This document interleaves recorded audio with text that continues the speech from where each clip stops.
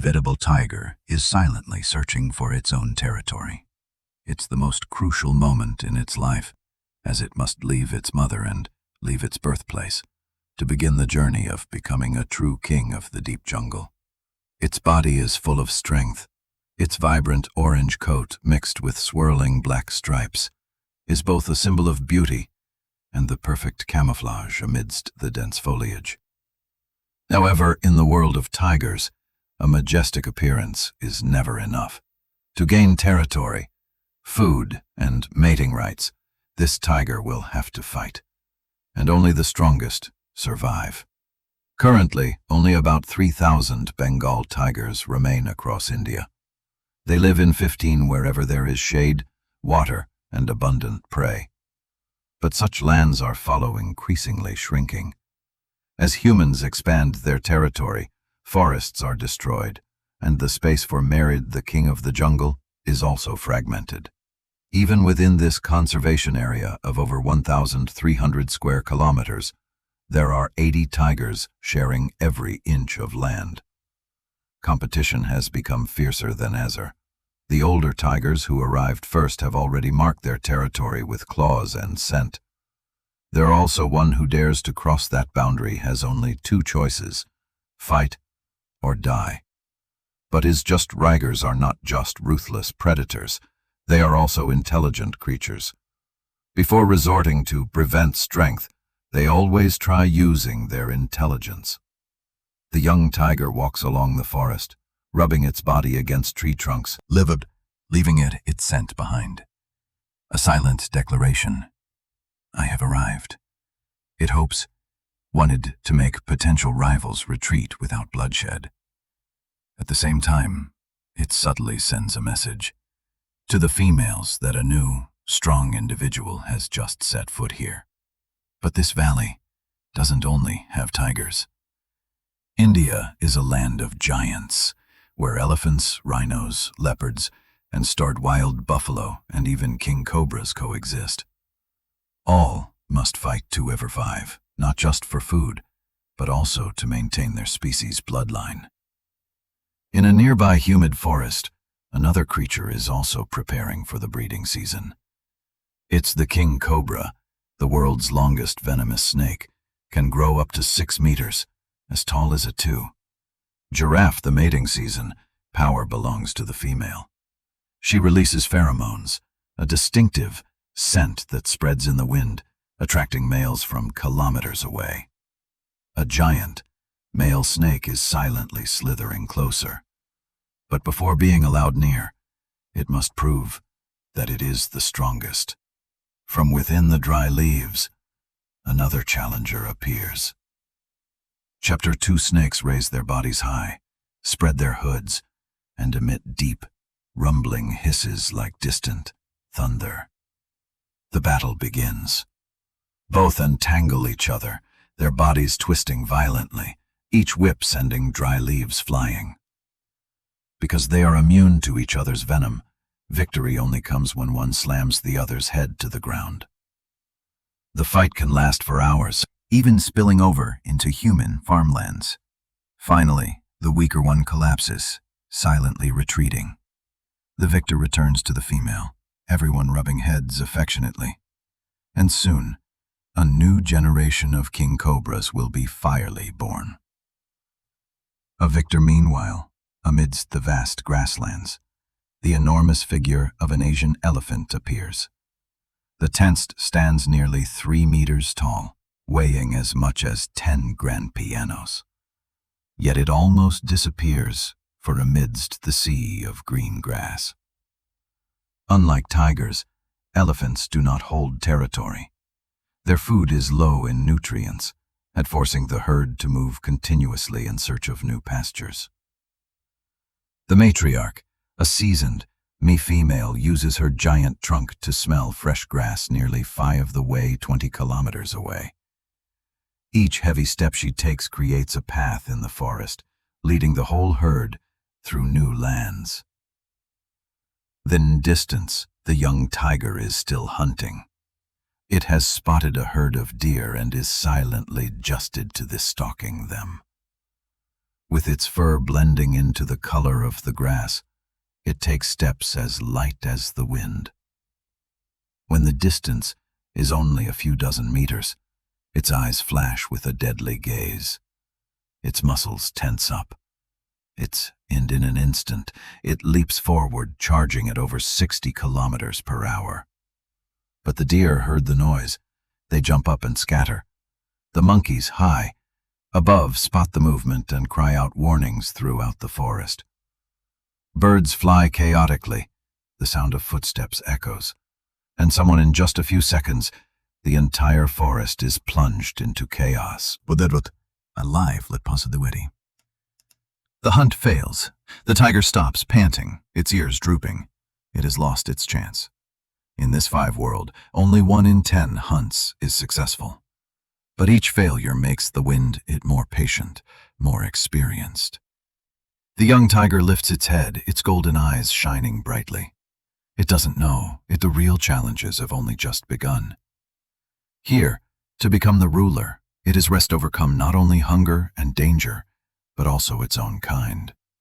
Those who is born of the same species but are ready to kill each other over a small piece of land. In this mystical Indian jungle, there is only one rule. The strong will live, and this weak will disappear forever. The sun gradually rises high in the Indian sky. The air is thick and eddened with heat, the ground dry and cracked, the grass beginning to turn a scorched yellow. The harsh dry season has arrived, and every creature must learn to survive in this scorching heat. In a corner of the forest, the female king cobra is slithering through the dry leaves. 6 weeks have passed since she mated, and now it's time to find a safe place to give birth. With her enormous body, she needs a place large enough to hold dozens of eggs. After many days of searching, she finally chooses a spot hidden among rotten tree stumps. There she begins to coil herself around dry branches and rotting leaves, using her body to coil and push every leaf, every branch, building in steps a large nest mound. In just a few hours, she has created a mound 1/2 meter high and nearly 105 meters wide, the most perfect nest a snake can build. The rotting leaves has begun to decompose, radiating natural warmth, keeping the eggs at an ideal temperature. The did lies still, her golden eyes gleaming with a cold stare, but hidden behind it is a fierce maternal instinct. She will stay here, guarding until every egg hatches, ready to take every life against anyone who dares to come near. Not far away, a big giant rhinoceros is soaking in cool mud. Its body weighs over 1.5 tons. Its large belly helps it digest large amounts of low-nutrient dry grass.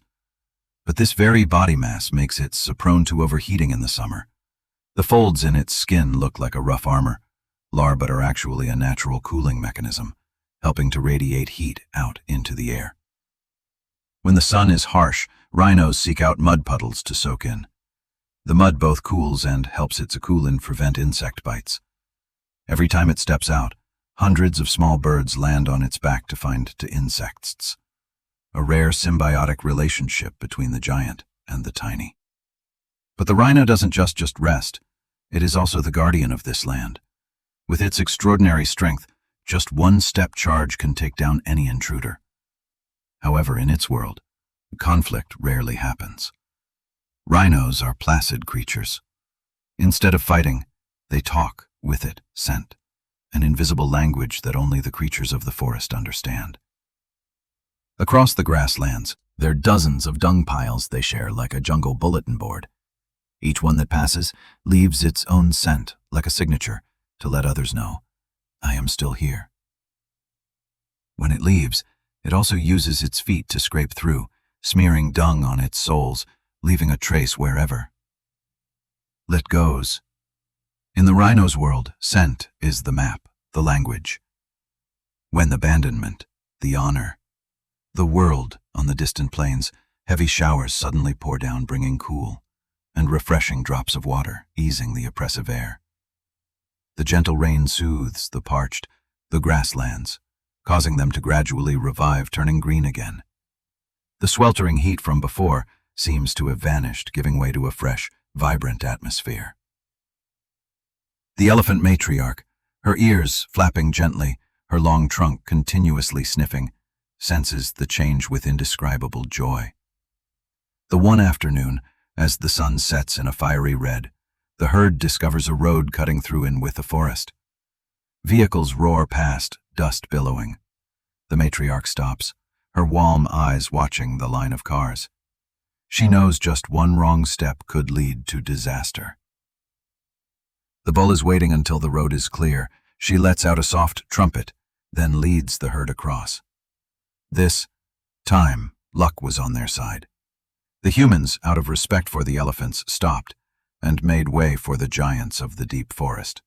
But their journey isn't over. Ahead is a vast tea plantation. The scent of young tea leaves wafts through the air. The elephants slow down, their curious trunks reaching out, touching the plants. Everyone, the local people, are used to this sight. The giants appear just to eat. A few blades of young grass but accidentally destroy the whole tea garden. The sound of gongs and firecrackers rings out. People weren't trying to chase them away by any means. The elephants don't understand why the humans are angry. They only know they are hungry. Finally, the matriarch decides to lead the herd away, heading for the deeper forest, where humans haven't interfered, where the grass is still green and the streams still flow. The copy elsewhere, the young Bengal tiger is walking in the twilight. It has grown thinner after many failed hunts, stomach empty, throat dry, but its golden eyes still shine with determination. Its light never gives up. It walks along the riverbank where the water is receding. There, antelopes, deer, and sambar must gather to drink, and that is its opportunity. It flies flat, its ears pressed low. The wind blows gently, carrying the scent of blood and dust. A tiger separates from the herd, bowing its head to drink. The tiger gathers itself, muscles tensed like a bowstring. The night sound of splashing water, the shriek of the deer, and in just a few seconds, the forest is silent again. Its first aerial meal after many days of starvation, a worthy reward for the patient. Its time passes slowly. Dark clouds begin to gather on the horizon. The wind changes direction, carrying heavy moisture. Birds fly low. The elephants raise their heads, their ears flapping vigorously. The smell of heavy rain is coming. In just a few hours, the first monsoon of the year sweeps in. Cool drops of water has to fall, soaking into the cracked earth, washing away the dry heat. The rain is like a gift from the gods.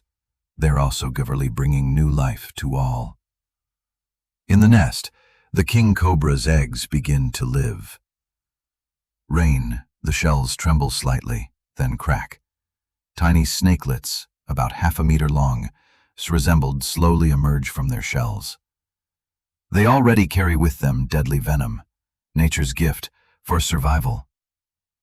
Their mother looks at her offspring one last time, then silently leaves, yielding the new world to the new generation. The smain has stopped.